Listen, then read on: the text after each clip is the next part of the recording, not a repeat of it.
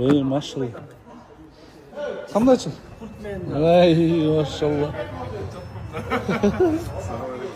Assalomu alaykum. Shep ayaqda jat olibdi. Shep. Hozir Qirg'izistonda rozыгрыштар ko'payib ketmedi. Mo deyim da. Negizichi? Чыныгы bir muhtaçlıkты чечкен bir автоунаа го дейм. Bunu hozir muhtoj emas, bu kayf qila turgan avtoda bunday вообще мощный esal bir жакка эс алып барчу машина. Bunu hozir sizga o'xshagan cho'ng biznesmenler dagы bunday kayfini tushunadi. Anan ishtetem degan adamga da kerak da, to'g'rimi? Ha. Акча тапса болот да мында. Başı qancha negizi? 35 ming. 35 ming dollar. Maşallah. Onu oynatып salbaylı. Oynatып салбайлы? Iya. Oynatып жүрсөң билем мындай. Жалгыз машинаны ойнотпойсуң да, дагы толтура нерселерди кошуш керек. 50 миң долларга дагы бирдеме iPhone, Dyson, дагы машина кошуш керек. Bileyim o maşinaç.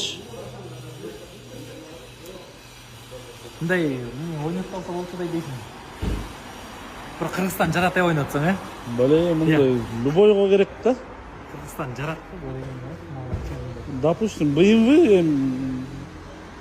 BMW же легковой машина ойдосоң, ар кандай го? А бул натури.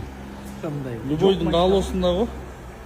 Сонда мындай комментарий жазгылады, ойнотуп салалыбы, ойнотпойлубу, бир лайк Ой пикири. Не только баягы уткандар, спонсорлор. Ойнотса кефке катышасыңарбы дегенчи. Бирок сиздин аудитория менен спонсор. Жөнүндө топтолуп карайсың да. Bir qancha подписчик? 280. Чисто аудиторияда. Бирок даярсызбы негизи? Ойнотуп салганга? Аудиторияңыз даяр. Акчам чыгып берсе ойнотуп берем, проблема жок. Мага эмне ишкербиз го. Акчам чыгып берсе вообще. Маселе спонсорлордо экен. Маселе спонсорлор. 35 спонсор 1000 доллардан чыкса эле нормально болот.